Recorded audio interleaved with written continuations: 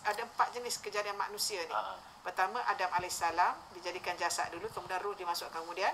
Yang kedua, kejadian Hawa daripada tulang rusuk sebelah kiri yang paling bekok tu. Yang ketiga, kejadian Nabi Isa yang mana sifatnya seperti kejadian Adam, tetapi Nabi Isa alaihissalam ini diletakkan di dalam rahim seorang wanita. Tapi Adam bukan begitu. Ditiupkan roh juga Nabi Isa ini, ya. Manakala yang keempat adalah kejadian manusia biasa. Kejadian manusia biasa adalah kita yang melalui proses 7 kali proses itu.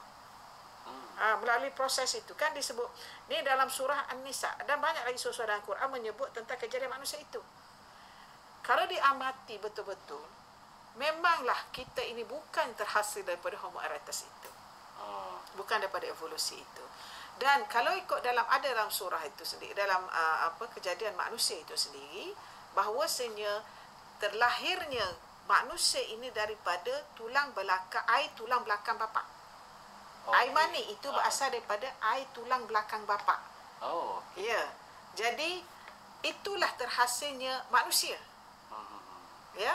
Dia kata min zuhuri bani Adam alaihissalam, anak-anak daripada zuhur abaihim, daripada tulang belakang bapa, air tulang belakang bapa. Jadi benda ini memberi satu tamparan hebat kepada orang Yahudi, di mana mereka mengatakan manusia itu terhasil daripada benih ibu. Ya, mereka meletakkan satu kepercayaan bahawasanya manusia itu berasal daripada benih seorang wanita, daripada benih ibu, susur galur ibu, bukan daripada bapa. Al-Quran menempelak pandangan ini dengan mengatakan bahawasanya benih manusia berasal daripada air dari tulang belakang bapa. Kenapa Yahudi memberi pandangan begitu? Mereka memberi pandangan begitu kerana mereka ingin mengatakan Ishak alaihissalam itu dari keturunan Yahudi, iaitu Siti Sarah. Daripada Sarah itu, mereka kan mendakwa bahawa Sarah itu anak pembesar Judah.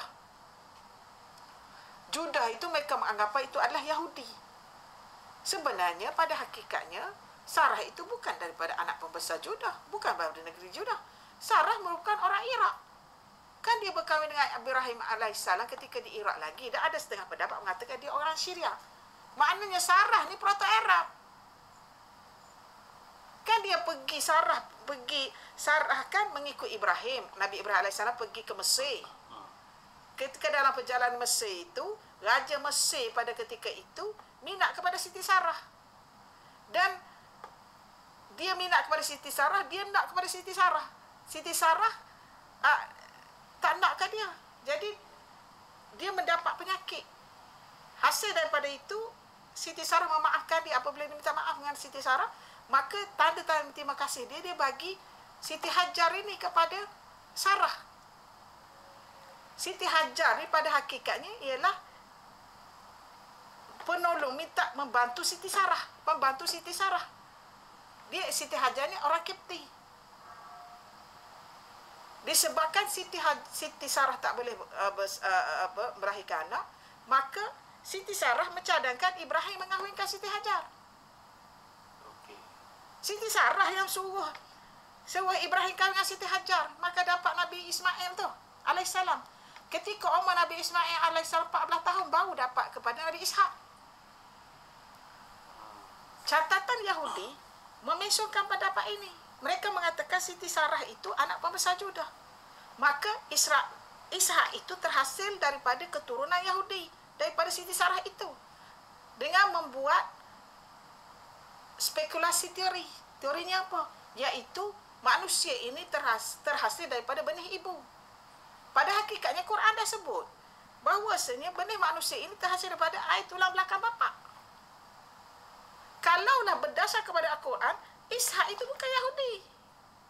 Ishak itu adalah proto-Arab. Daripada Ibrahim alaihissalam berkahwin dengan Siti Sarah alaihissalam. Jadi Ismail dengan Ishak satu bapa. Lain-lain mak. Beza 14 tahun. 14 tahun ketika Nabi Ismail berumur 14 tahun, maka lahirlah Ishak. Nabi Ismail lebih tua 14 tahun daripada Nabi Isa alaihissalam. Ya, itu kejadian, untuk kita kata kejadian daripada Nabi Isa alaihissalam tu, kemudian kejadian manusia itu kita bincangkan tadi kan. Proses kejadian manusia itu kompleks. Benda ini disebut satu-satu oleh Quran. Berasal daripada tanah, disebut daripada tin, kemudian disebut mudghah dan sebagainya. Ada 7 peringkat. Kita boleh kaji benda tu. Ya, dan hinggalah menjadi embrio itu.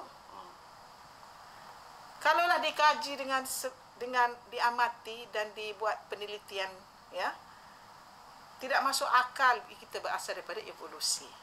Oh, okay. Ya, dan sekarang ini pun pihak Western sebenarnya juga melakukan dokumentari seperti kita ini.